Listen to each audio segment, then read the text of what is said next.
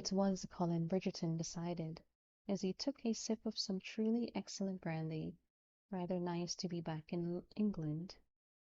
It was quite strange, actually, how he loved returning home just as much as he did the departure.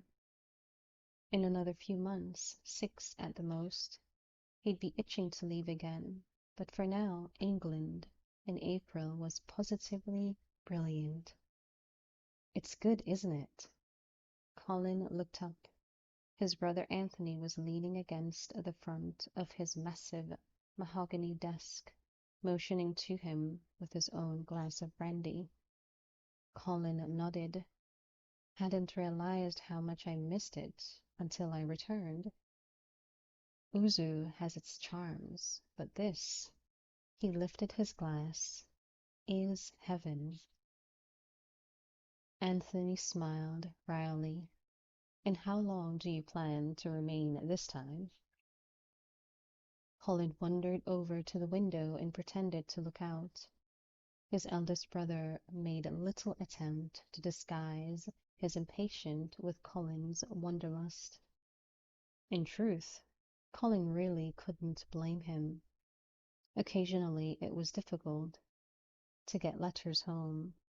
He supposed that his family often had to wait a month or even 2 for word of his welfare.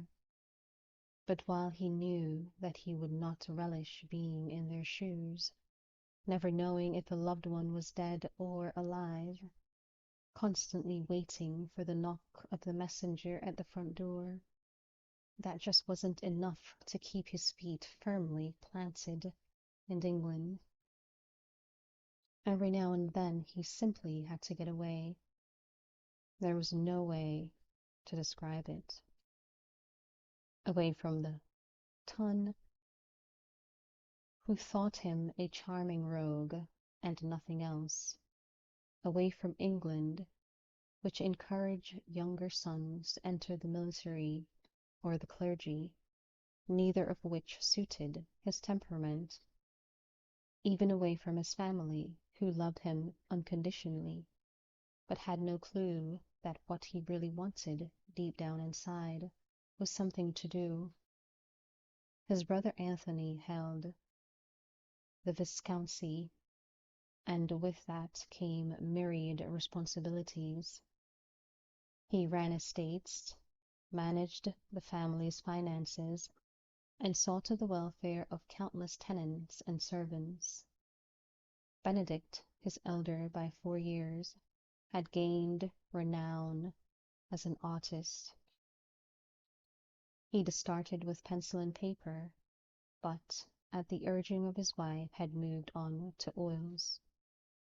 One of his landscapes now hung in the National Gallery. Anthony would be forever remembered in family trees as the 7th Viscount Bridgerton. Benedict would live through his paintings long after he left this earth. But Colin had nothing. He managed the small property given to him by his family, and he attended parties. He would never dream of claiming he didn't have fun. But sometimes he wanted something a little more than fun. He wanted a purpose. He wanted a legacy. He wanted, if not to know, then at least to hope that when he was gone, he'd be memorialized in some manner other than in Lady Whistledown's society papers. He sighed. No wonder he spent so much time traveling. Colin, his brother prompted. Colin turned to him and blinked. He was fairly certain Anthony had asked him a question, but somewhere in the meanderings of his mind, he had forgotten what. "Oh, right." Colin cleared his throat. "I'll be here for the rest of the season at last."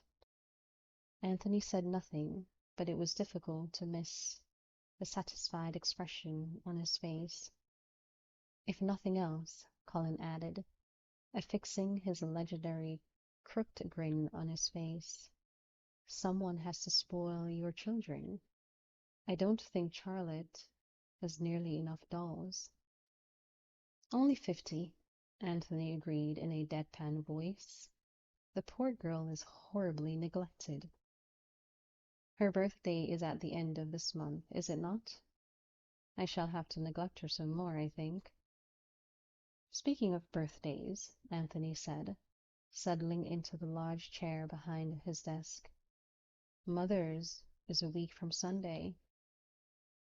Why do you think I hurried to return? Anthony raised a brow, and Colin had the distinct expression that he was trying to decide if Colin had truly rushed home for their mother's birthday, or if he was simply taking advantage of some very good timing. We're holding a party for her, Anthony said. She's letting you? It was Colin's experience that women of a certain age did not enjoy birthday celebrations, and although his mother was still exceedingly lovely, she was definitely of a certain age. We were forced to resort to blackmail, Anthony admitted. She agreed to the party, or we revealed her true age. Colin shouldn't have taken a sip of his brandy. He choked on it and just barely managed to avert spraying it all over his brother. I should have liked to have seen that. Anthony offered a rather satisfied smile. It was a brilliant maneuver on my part. Colin finished the rest of his drink. What do you think are the chances she won't use the party as an opportunity to find me a wife? Very small. I thought so. Anthony leaned back in his chair. You are 33 now, Colin. Colin stared at him in disbelief. God above, don't you start on me. I wouldn't dream of it. I was merely going to suggest that you keep your eyes open this season. You needn't actively look for a wife, but there's no harm in remaining at least amenable to the possibility. Colin eyed the doorway, intending to pass through it very shortly. I assure you I'm not averse to the idea of marriage. I didn't think you were, Anthony demurred. I see little reason to rush, however. There's never a reason to rush, Anthony returned. Well, rarely anyway. Just humor Mother, will you? Colin hadn't realized he was still holding his empty glass until it slipped through his fingers and landed on the carpet with a loud thunk. Good God, he whispered. Is she ill?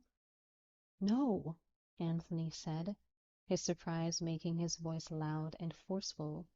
She'll outlive us all, I'm sure of it. Then what is this about? Anthony sighed. I just want to see you happy. I am happy, Colin insisted. Are you? Hell, I am the happiest man in London. Just read Lady Whistledown. She'll tell you so. Anthony glanced down at the paper on his desk. Well, maybe not this column, but anything from last year. I've been called charming more times than Lady Danbury has been called opinionated, and we both know what a feat that is. Charming doesn't necessarily equal happy, Anthony said softly. I don't have time for this, Colin muttered. The door had never looked so good. If you were truly happy, Anthony persisted, you wouldn't keep leaving. Colin paused with his hand on the doorknob. Anthony, I like to travel. Constantly? I must, or I wouldn't do it. That's an evasive sentence, if ever I've heard one.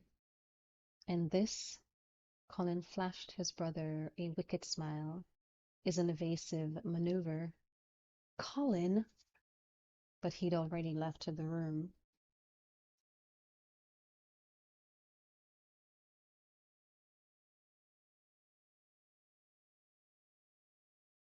Spinsterhood was a word that tended to invoke either panic or pity, but Penelope was coming to realize that there were decided advantages to the unmarried state.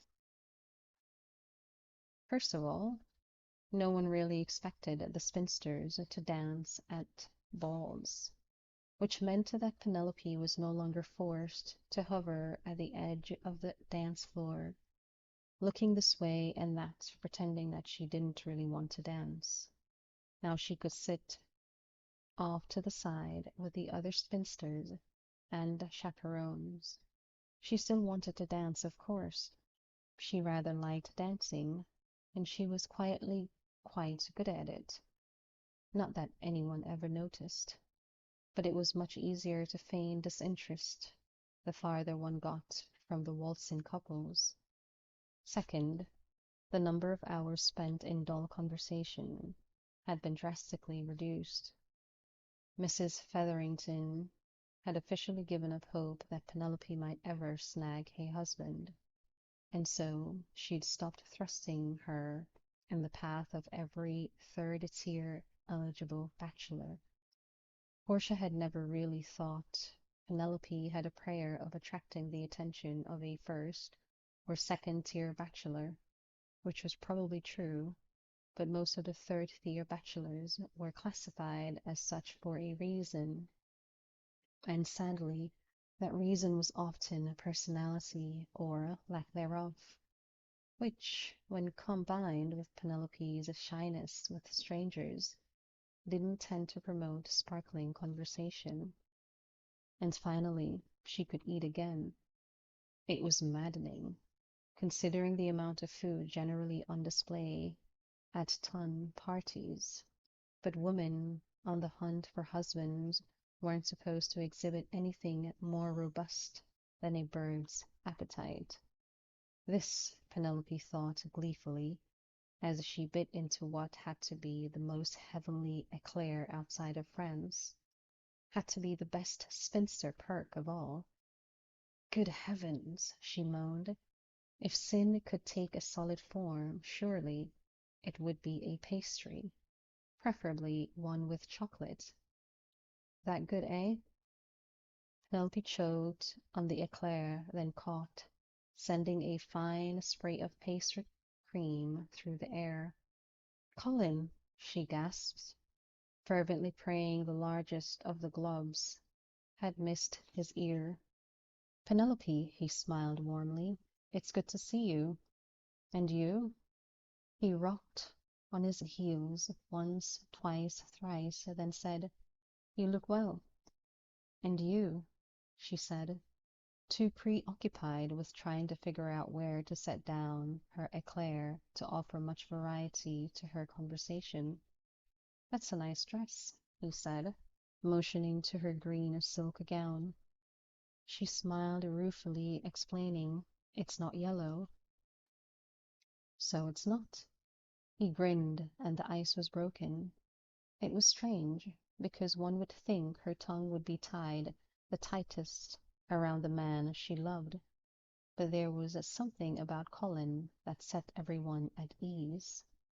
Maybe, Penelope had thought on more than one occasion, part of the reason she loved him was that he made her feel comfortable with herself. Eloise tells me you had a splendid time in Cyprus, she said. He grinned. Couldn't resist the birthplace of Aphrodite, after all. Penelope found herself smiling as well. His good humor was infectious, even if the last thing she wanted to do was take part in a discussion of the goddess of love. Was it as sunny as everyone says? She asked.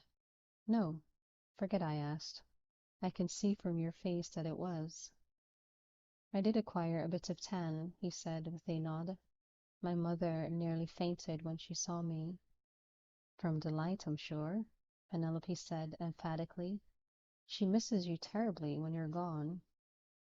He leaned in. Come now, Penelope, surely you're not going to start in on me. Between my mother, Anthony, Eloise, and Daphne, I am liable to perish of guilt. Not Benedict? she couldn't help quipping. He shot her a slightly smirked look. He's out of town. Ah, well, that explains his silence. His narrowed eyes matched his crossed arms to perfection. You've always been cheeky. Did you know that? I hide it well, she said modestly. It's easy to see, he said in a dry voice. Why, you are such good friends with my sister. I'm assuming you intended that as a compliment. I'm fairly certain I'd be endangering my health if I'd intended it any other way. Penelope was standing there hoping she'd think of a witty rejoinder when she heard a strange, wet, splattish sound. She looked down to discover that a large yellowish blob of pastry cream had slid from her half-eaten eclair and landed on the pristine wooden floor. She looked back up to find Colin's green eyes dancing with laughter, even as his mouth fought for a serious expression.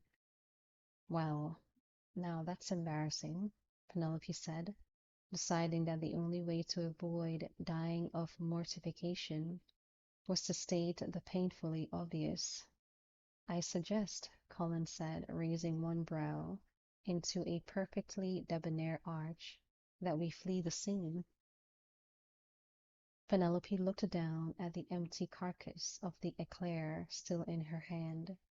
Colin answered her with a nod toward a nearby potted plant. No, she said, her eyes growing wide. He leaned in closer. I dare you. Her eyes darted from the eclair to the plant and back to Colin's face. I couldn't, she said. As far as naughty things go, this one is fairly mild, he pointed out. It was a dare, and Penelope was usually immune to such childish ploys. But Colin's half-smile was difficult to resist. Very well, she said, squaring her shoulders and dropping the pastry onto the soil. She took a step back, examined her handiwork, looked around to see if anyone besides Colin was watching her, then leaned down and rotated the pot so that a leafy branch covered the evidence. I didn't think you'd do it, Colin said. As you said, it's not terribly naughty. No, but it is my mother's favorite potted plant. Colin! Penelope whirled around, fully intended to sink her hand right back into the plant to retrieve the eclair. How could you let me? Wait a second. She straightened, her eyes narrowed. This isn't a palm. He was all innocence. It's not. It's a miniature orange tree. He blinked. Is it now? She scowled at him, or at least she hoped it was a scowl. It was difficult to scowl at Colin Bridgerton. Even his mother had once remarked that it was nearly impossible to reprimand him. He would just smile and look contrite and say something funny, and you just couldn't stay angry with him. You simply couldn't do it. You were trying to make me feel guilty, Penelope said. Anyone could confuse a palm with an orange tree. She fought the urge to roll her eyes, except for the oranges. He chewed on his lower lip, his eyes thoughtful. Yes, one would think they'd be a bit of a giveaway. You're a terrible liar, do you know that? He straightened, tugging slightly at his waistcoat as he lifted his chin. Actually, I'm an excellent liar. But what I'm really good at is appearing appropriately sheepish and adorable after I'm caught. What, Penelope wondered, was she meant to say to that? Because surely there was no one more adorably sheepish. Sheepishly adorable? Then Colin Bridgerton, with his hands clasped behind his back, his eyes flitting along the ceiling, and his lips puckered into an innocent whistle. When you were a child, Penelope asked, abruptly changing the subject, were you ever punished? Colin immediately straightened to attention. I beg your pardon? Were you ever punished as a child? She repeated. Are you ever punished now? Colin just stared at her, wondering if she had any idea what she was asking. Probably not, he said, mostly because he hadn't anything else to say. She let out a vaguely patronizing sigh. I thought not. If he were a less indulgent man, and if this were anyone but Penelope Featherington, whom he knew did not possess a malicious bone in her body, he might take offense. But he was an uncommonly easygoing fellow, and this was Penelope Featherington, who had been a faithful friend to his sister for God knows how many years. So instead of adopting a hard, cynical stare, which, admittedly, was an expression at which he'd never excelled, he merely smiled and murmured, your point being? Do not think I mean to criticize your parents, she said with an expression that was innocent and sly at the same time. I would never dream of implying that you were spoiled in any way. He nodded graciously. It's just that. She leaned in, as if imparting a grave secret. I rather think you could get away with murder if you so chose. He coughed, not to clear his throat and not because he wasn't feeling well, but rather because he was so damned startled. Penelope was such a funny character. No, that wasn't quite right. She was surprising. Yes, that seemed to sum up her very well. Very few people really knew her. She had certainly never developed a reputation as a sterling conversationalist. He was fairly certain she'd made it through 3-hour parties without ever venturing beyond words of a single syllable. But when Penelope was in the company of someone with whom she felt comfortable, and Colin realized that he was probably privileged to count himself among that number, she had a dry wit, a sly smile, and evidence of a very intelligent mind indeed. He wasn't surprised that she'd never attracted any serious suitors for her hand. She wasn't a beauty by any stretch, although upon close examination she was more attractive than he'd remembered her to be. Her brown hair had a touch of red to it, highlighted nicely by the flickering candles, and her skin was quite lovely, that perfect peaches and cream complexion that ladies were always slathering their faces with. Arsenic to achieve. But Penelope's attractiveness wasn't the sort that men usually noticed, and her normally shy and occasionally even stuttering demeanor didn't exactly showcase her personality. Still, it was so bad. Still, it was too bad about her lack of popularity. She would have made someone a perfectly good wife. So you're saying, he mused, steering his mind back to the matter at hand, that I should consider a life of crime? Nothing of the sort, she replied, a demure smile on her face. Just that I rather suspect you could talk your way out of anything. And then, unexpectedly, her mien grew serious, and she quietly said, I envy that. Colin surprised himself by holding out his hand and saying, Penelope Featherington, I think you should dance with me. And then Penelope surprised him by laughing and saying, "That's very sweet of you to ask, but you don't have to dance with me any longer." His, his pride felt oddly pricked. "What the devil do you mean by that?" She shrugged. "It's official now. I am a spinster. There's no longer a reason to dance with me, just so that I don't feel left out." "That's not why I danced with you," he protested, but he knew that it was exactly the reason. And half the time he'd only remembered to ask because his mother had poked him hard in the back and reminded him. She gave him a faintly pitying look, which galled him, because he'd never thought to be pitied by Penelope Featherington. "If you think," he said, feeling his spine grow stiff, "that I'm going to allow you to wiggle out of a dance with me now, you're quite delusional." "You don't have to dance with me just to prove you don't mind doing it," she said. "I want to dance with you," he fairly growled. "Very well," she said, after what seemed to be a ridiculously long pause. "It would surely be churlish for me to refuse."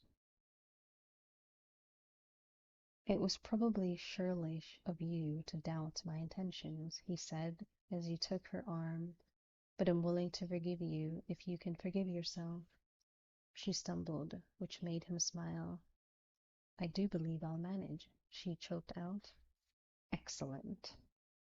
He offered her a bland smile. "I'd hate to think of you living with the guilt."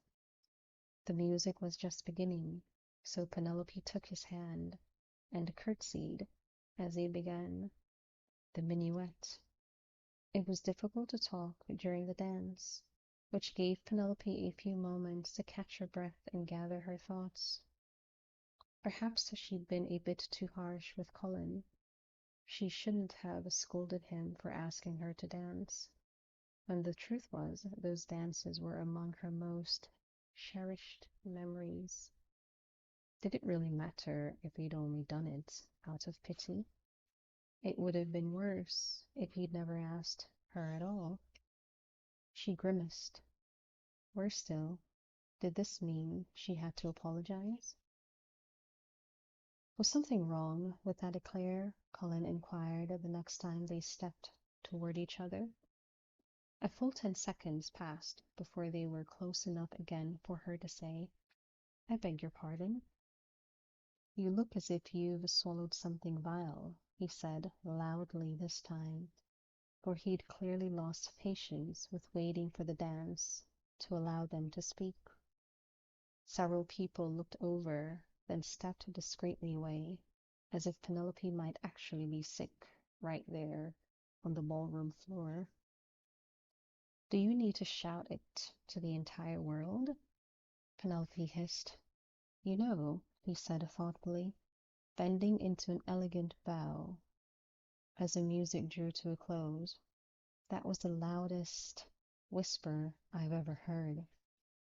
He was insufferable, but Penelope wasn't going to say so, because it would only make her sound like a character in a very bad romantic novel. She'd read She'd read one just the other day in which the heroine used a word, or one of its synonyms, on every other page.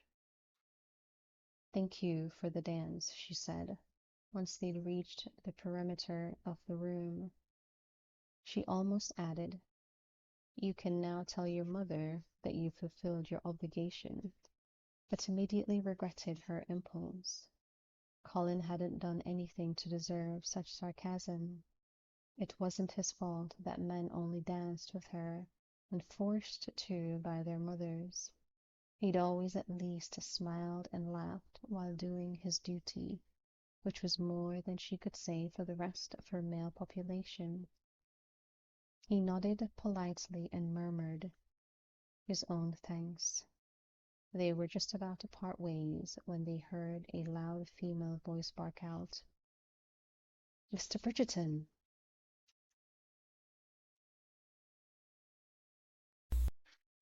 They both froze. It was a voice they both knew. It was a voice everyone knew. "Save me!" Colin groaned. Penelope looked over her shoulder to see the infamous Lady Danbury pushing her way through the crowd, wincing when her ever-present crane landed on the foot of some hapless young lady. "Maybe she means a different Mr. Bridgerton," Penelope suggested. "There are quite a few of you, after all, and it's possible." "I'll give you £10 if you don't leave my side," Colin blurted out. Penelope choked on air. "Don't be silly. 20. Done," she said with a smile, not because she particularly needed the money, but rather because it was strangely enjoyable to be extorting it from Colin. "Lady Danbury," she called out, hurrying to the elderly lady's side. "How nice to see you." "Nobody ever thinks it's nice to see me," Lady Danbury said sharply, "except maybe my nephew, and half the time I'm not even sure about him. I thank you for lying all the same." Colin said nothing, but she still turned in his direction and swatted his leg with her cane. "Good choice dancing with this one," she said. "I've always liked her. More brains than the rest of her family put together." Penelope opened her mouth to defend at least her younger sister, when Lady Danbury barked out, "Ha!" after barely a second's pause, adding, "I noticed neither of you contradicted me." "It is always a delight to see you, Lady Danbury," Colin said, giving her just the sort of smile he might have directed at an opera singer. "Glib, this one is," Lady Danbury said to Penelope. "You'll have to watch out for him." "It is rarely necessary that I do so," Penelope said, "as E is most often out of the country." "See?" Lady Danbury crowed again. "I told you she was bright." "You'll notice," Colin said smoothly, "that I did not contradict you." The old lady smiled approvingly. "So you didn't. You're getting smart in your old age, Mr. Bridgerton." "It has occasionally been remarked that I possessed a small modicum of intelligence in my youth as well." "Hmm."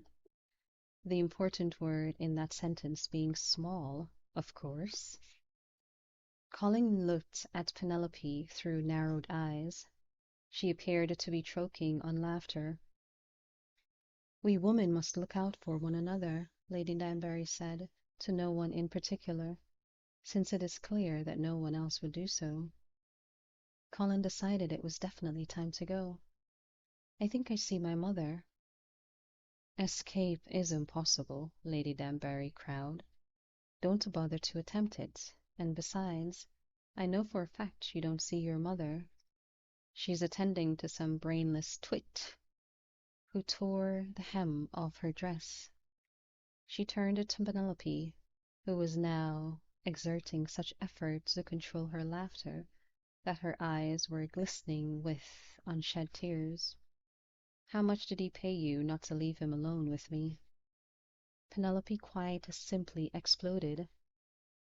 "I beg your pardon," she gasped, clasping a hand over her horrified mouth. "Oh no, go right ahead," Colin said expansively. "You've been such a help already." "You don't have to give me the £20," she said. "I wasn't planning to." "Only £20?" Lady Danbury asked. I would have thought I'd be worth at least 25." Colin shrugged. "I'm a third son, perpetually short of funds, I'm afraid." "Ha! You're as plump in the pocket as at least 3 earls," Lady Danbury said. Well, maybe not earls, she added, after a bit of thought, but a few viscounts and most barons, to be sure. Colin smiled blandly. Isn't it considered impolite to talk about money in mixed company? Lady Danbury let out a noise that was either a wheeze or a giggle. Colin wasn't sure which, then said, It's always impolite to talk about money, mixed company or no, but when one is my age, one can do almost anything one pleases. I do wonder, Penelope mused, what one can't do at your age. Lady Danbury turned to her. I beg your pardon? You said that one could do almost anything one pleases. Lady Danbury stared at her in disbelief, then cracked a smile. Colin realized he was smiling as well. I like her, Lady D said to him, pointing at Penelope as if she were some sort of statue for sale. Did I tell you I like her? I believe you did, he murmured. Lady Danbury turned to Penelope and said, her face a mask of utter seriousness, I do believe I couldn't get away with murder, but that might be all.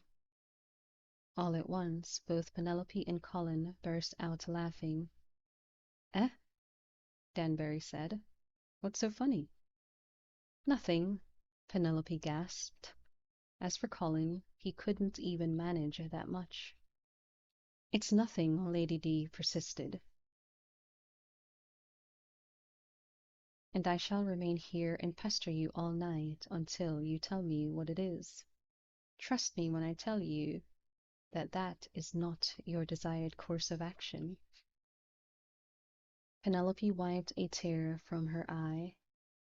I just got through telling him, she said, motioning with her head toward Colin, that he probably could get away with murder. Did you now?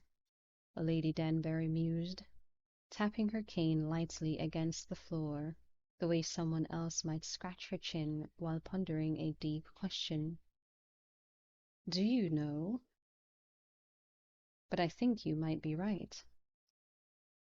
A more charming man I don't think London has ever seen. Colin raised a brow. Now, why don't I think you meant that as a compliment, Lady Danbury? Of course it's a compliment, you dunderhead. Colin turned to Penelope. As opposed to that, which was clearly a compliment. Lady Danbury beamed. I declare, she said, or in all truth declared, this is the most fun I've had all season. Happy to oblige, Colin said with an easy smile. It's been an especially dull year, don't you think? Lady Danbury asked Penelope. Penelope nodded. Last year was a bit tedious as well, but not as bad as this year, Lady D persisted. Don't ask me, Colin said affably. I've been out of the country. I suppose you're going to say that your absence is a reason we've all been so bored. I would never dream of it, Colin said with a disarming smile. But clearly, if the thought has crossed your mind, it must have some merit. Whatever the case, I'm bored. Colin looked over at Penelope, who appeared to be holding herself very, very still, presumably to save off laughter. Haywood, Lady Danbury suddenly called out, waving over a middle-aged gentleman. Wouldn't you agree with me? A vaguely panicked expression drilled across Lord Haywood's face, and then, when it became clear that he could not escape, he said, I try to make a policy of always agreeing with you. Lady Danbury turned to Penelope and said, Is it my imagination, or are men getting more sensible? Penelope's only answer was a nonchalant shrug. Colin decided she was a wise girl indeed. Haywood cleared his throat, his blue eyes blinking fast and furious in his rather fleshy face. What precisely am I agreeing to? That the reason that the season is boring, Penelope supplied helpfully. Ah, Miss Featherington, Haywood said, in a blustery sort of voice. Didn't see you there. Colin stole just enough of a glance at Penelope to see her lips straighten into a small, frustrated smile. Right here next to you, she muttered. So you are, Haywood said jovially. And yes, the season is dreadfully boring. Did someone say the season is dull? Colin glanced to his right. Another man and two ladies had just joined the group and were avidly expressing their agreement. Tedious, one of them murmured. Appallingly tedious. I have never attended a more banal round of parties, one of the ladies announced with an affected sigh. I shall have to inform my mother, Colin said tightly. He was among the most easygoing of men, but really, there were some insults he could not let pass. Oh, not this gathering, the woman hastened to add. This ball is truly the only shining light in an otherwise dark and dismal string of gatherings. Why, I was just saying to— Stop now, Lady Danbury ordered, before you choke on your foot. The lady quickly silenced herself. It's odd, Penelope murmured. Oh, Miss Featherington, said the lady who'd previously been going on about dark and dismal gatherings. Didn't see you there. What's odd? Colin asked, before anyone else could tell Penelope how unremarkable they found her. She gave him a small, grateful smile before explaining herself. It's odd how the ton seems to entertain themselves by pointing out how unentertained they are. I beg your pardon, Haywood said, looking confused. Penelope shrugged. I think the lot of you are having a jolly good time talking about how bored you are, that's all. Her comment was meant with silence. Lord Haywood continued to look confused, and one of the two ladies must have had a speck of dust in her eye, because she couldn't seem to do anything but blink. Colin couldn't help but smile. He hadn't thought Penelope's statement was such a terribly complicated concept. The only interesting thing to do is read Whistledown, said the non-blinking lady, as if Penelope had never even spoken. The gentleman next to her murmured his assent, and then Lady Danbury began to smile. Colin grew alarmed. The old lady had a look in her eye, a frightening look. I have an idea, she said. Someone gasped. Someone else groaned. A brilliant idea. Not that any of your ideas are anything but, Colin murmured, in his most affable voice. Lady Danbury shushed him with a wave of her hand. How many great mysteries are there in life, really? No one answered, so Colin guessed. 42? She didn't even bother to scowl at him. I'm telling you all here and now. Everyone leaned in, even Colin. It was impossible not to indulge the drama of the moment. You are all my witnesses. Colin thought he heard Penelope mutter, Get on with it. £1,000, Lady Danbury said. The crowd surrounding her grew. £1,000, she repeated, her voice growing in volume. Really, she would have been a natural on stage. £1,000. It seemed the entire ballroom had hushed into reverent silence to the person who unmasks Lady Whistledown.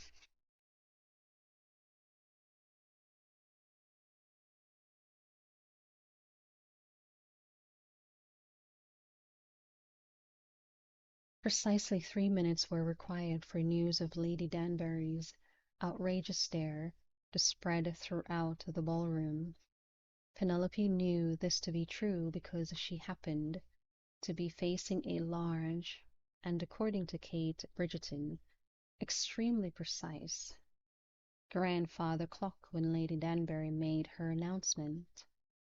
At the words £1,000 to the person who unmasks Lady Whistledown, the clock read 44 minutes past 10. The long had advanced no farther than 47 when Nigel Berbrook stumbled into the rapidly growing circle of people surrounding Lady Danbury and proclaimed her latest scheme scrumply good fun. And if Nigel had heard about it, that meant everyone had, because Penelope's brother-in-law was not known for his intelligence, his attention span, or his listening ability, nor, Penelope thought wryly, for his vocabulary, scrumbly indeed. "And who do you think Lady Whistledown is?" Lady Danbury asked Nigel. "No earthly idea," he admitted. "Ain't me, that's all I know." "I think we all know that," Lady D replied. "Who do you think it is?" Penelope asked Cullen. He offered her a one-shouldered shrug. "I've been out of town too often to speculate." "Don't be silly," Penelope said.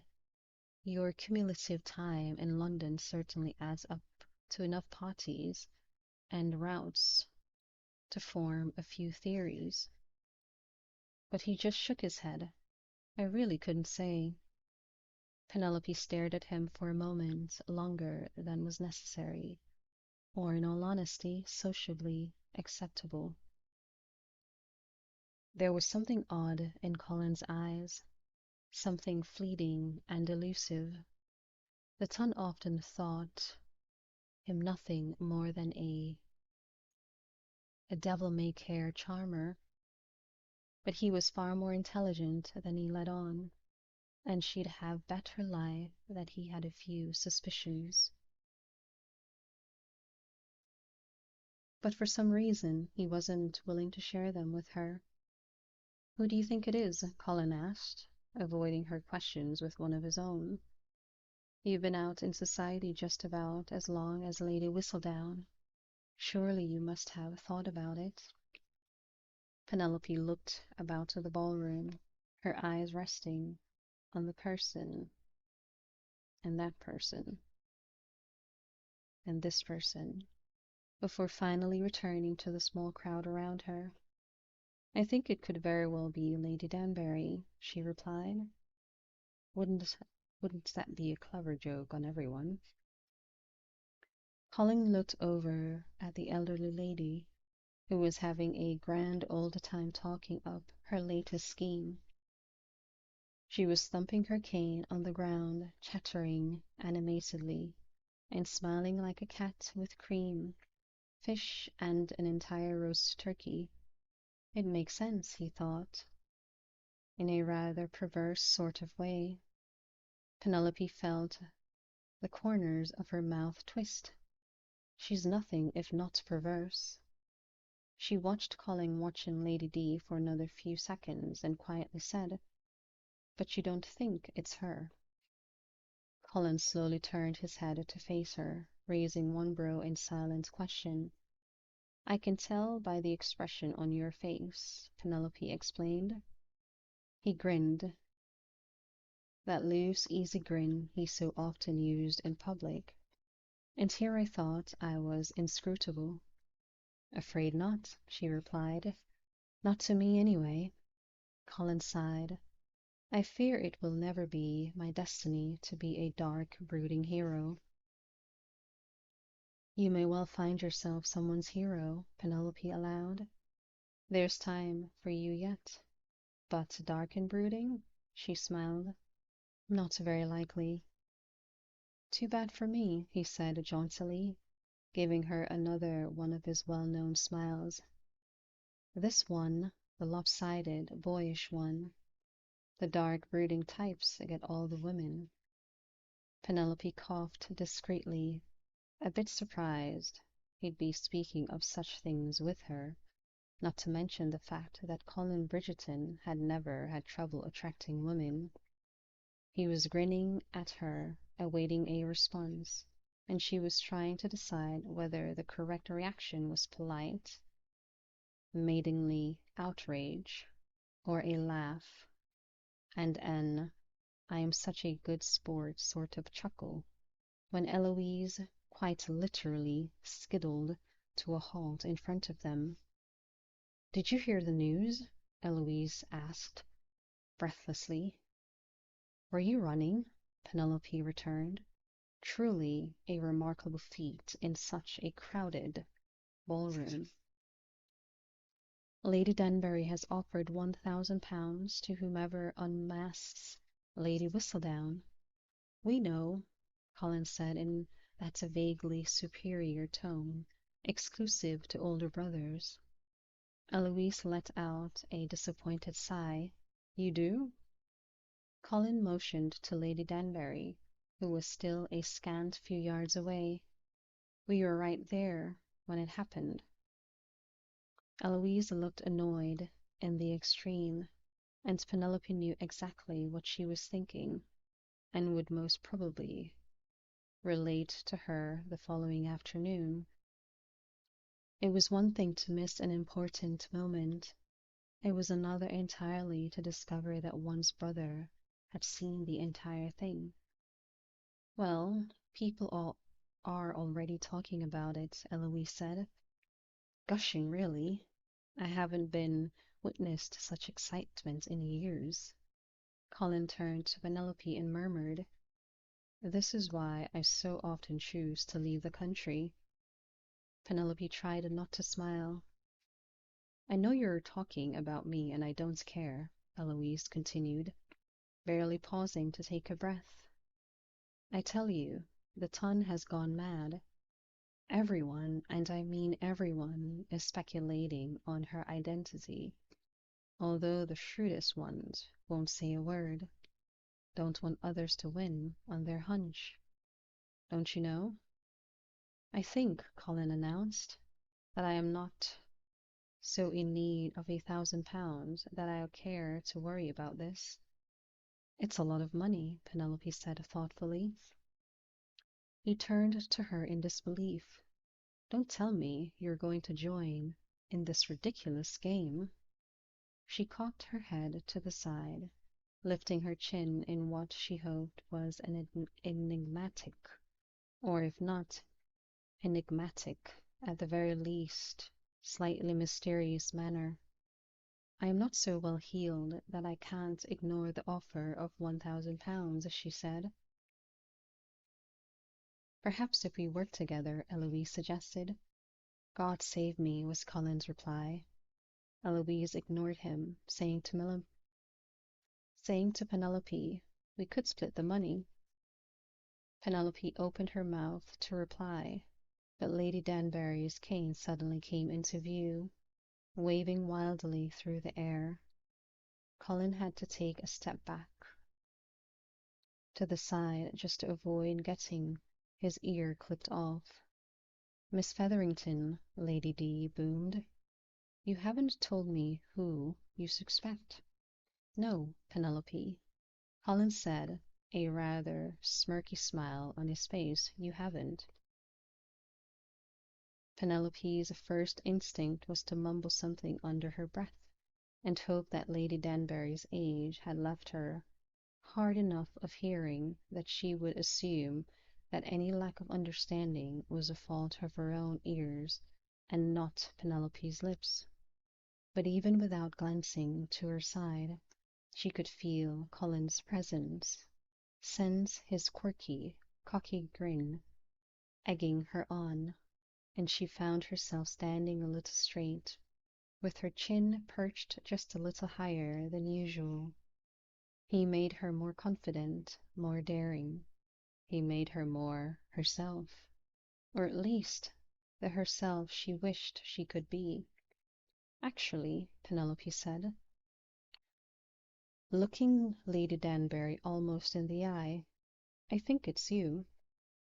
A collective gasp echoed around them, and for the first time in her life, Penelope Featherington found herself at the very center of attention.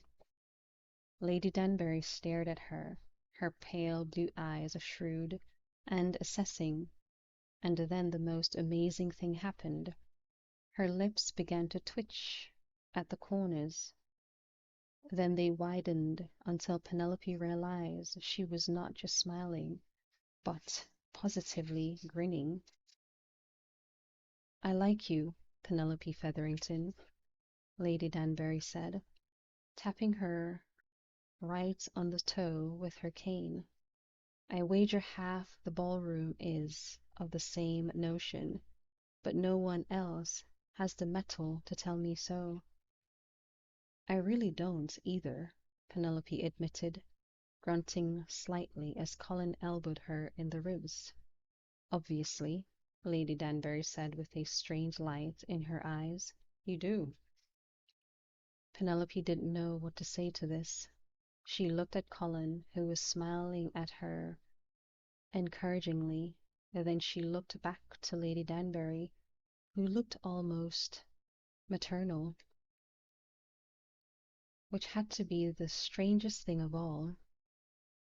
Penelope rather doubted that Lady Danbury had given maternal looks to her own children.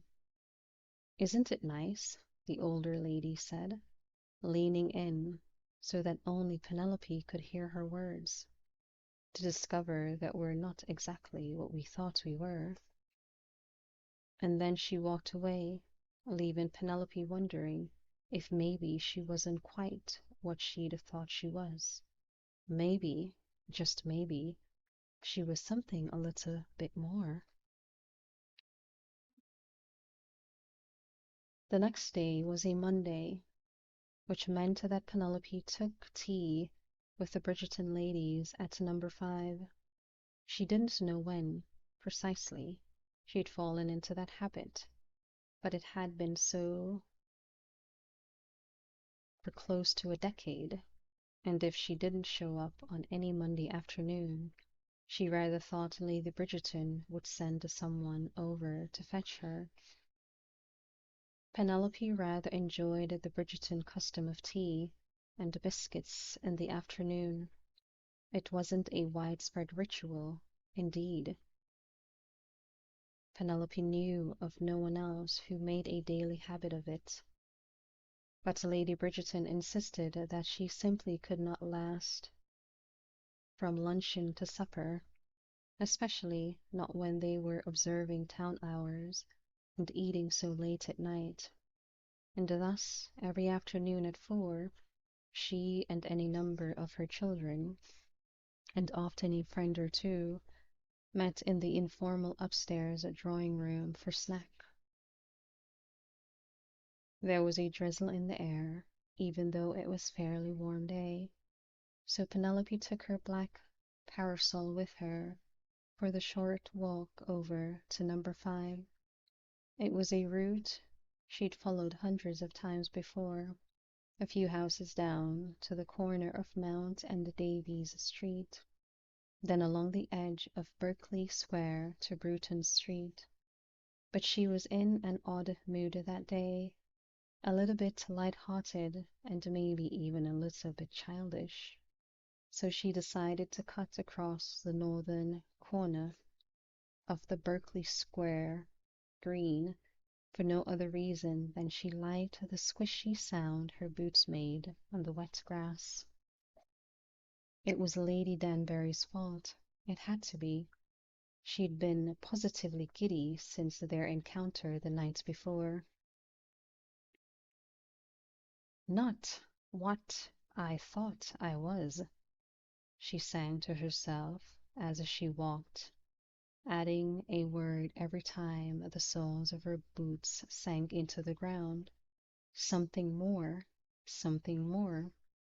She reached a particularly wet patch and moved like a skater on the grass, singing, softly, of course. She hadn't changed so much from the night before that she actually wanted someone to hear her singing in public. Something more, as she slid forward, which was, of course, since it was fairly well established, in her own mind at least, that she had the worst timing in the history of civilization, right when she heard a male voice call out her name. She skidded to a halt and gave fervent thanks that she caught her balance at the very last moment, instead of landing on her bottom on the wet and messy grass. It was, of course, him. Colin, she said in a slightly embarrassed voice, holding still as she waited for him to reach her side. What a surprise.